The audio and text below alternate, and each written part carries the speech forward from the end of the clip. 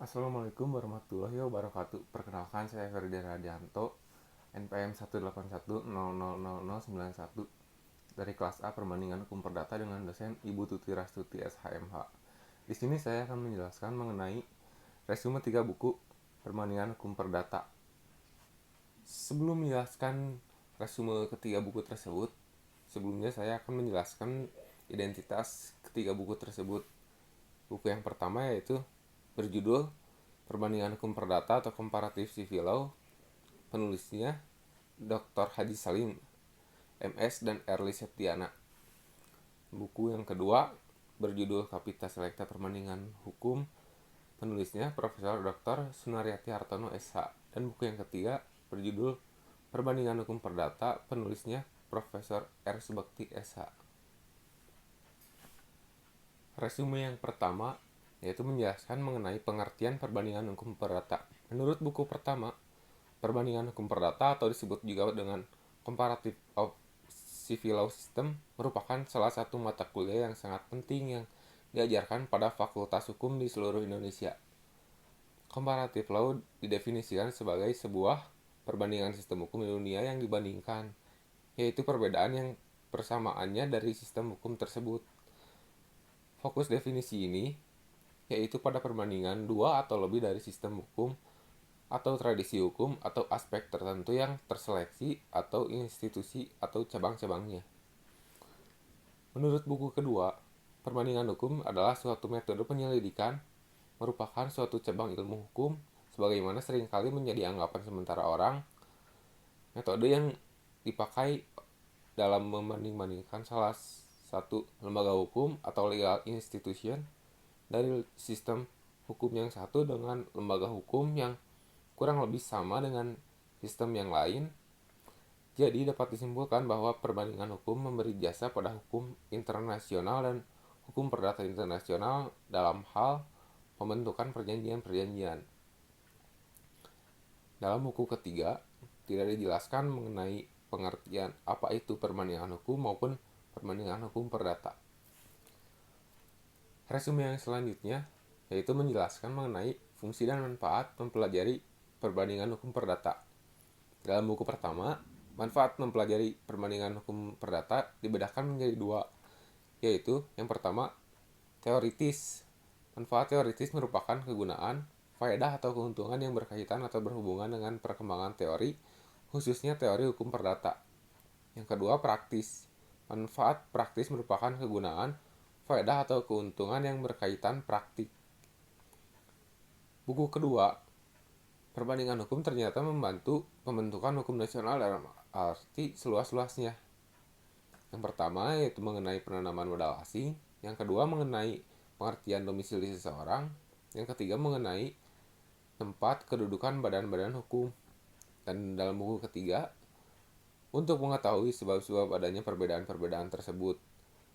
Untuk itu kita perlu mengetahui latar belakang peraturan-peraturan hukum yang kita jumpai. Selanjutnya, perbandingan hukum perdata sebagai ilmu atau metode.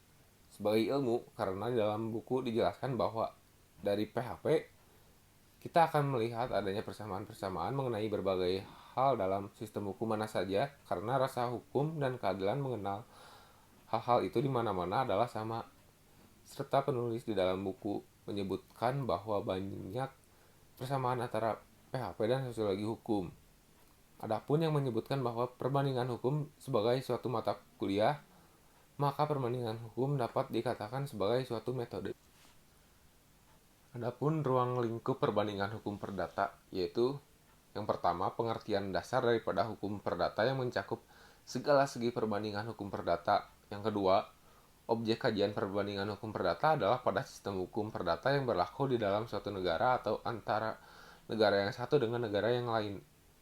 Yang ketiga, hukum perdata mengatur tata tertib masyarakat mengenai kekayaan para individu dan mengatur pula hubungan hukum yang diadakan antara para individu yang satu dengan yang lain, antara individu dengan lembaga negara, bila mana lembaga negara turut serta dalam pergaulan hukum sebagai individu. Resume yang terakhir menjelaskan mengenai perbedaan sistem hukum Anglo-Saxon, Eropa kontinental, dan hukum Islam, hukum kontrak dan ekonomi. Dalam buku yang pertama, pembahasan mengenai hukum kontrak terdapat dalam bab 11 mengenai kajian normatif tentang kontrak dan sistem hukum Amerika. Sedangkan untuk sistem hukum kontrak Inggris ada di dalam bab 12. Dalam hukum kontrak Amerika, menurut buku ini dikonstruksikan sebagai sebuah persetujuan antara dua pihak atau lebih untuk menciptakan kewajiban hukum semua pihak, yaitu untuk melakukan atau tidak melakukan tindakan tertentu atau serangkaian tindakan terkait. Unsur-unsur kontrak dalam definisi ini meliputi: 1. Adanya persetujuan. 2. Adanya para pihak atau subjek hukum. Ketiga, adanya kewajiban hukum dari semua pihak. Dan yang keempat, melakukan sesuatu atau tidak melakukan sesuatu. Dalam buku 2, salah satu sifat dari hukum Inggris dibandingkan dengan hukum di negara-negara Eropa kontinental adalah bahwa di dalam sistem hukum Inggris itu tidak terjadi resepsi hukum Romawi. Jadi Inggris itu mempunyai sistem hukum Romawi, sekalipun Inggris pernah dijajah oleh Romawi pula dan oleh bangsa Normandia yang juga merupakan bangsa dari Eropa kontinental yang menerima hukum Romawi. Di dalam buku yang ketiga, penulis tidak menjelaskan mengenai apa itu hak milik, tetapi menjelaskan mengenai bagaimana hak milik dapat berpindah.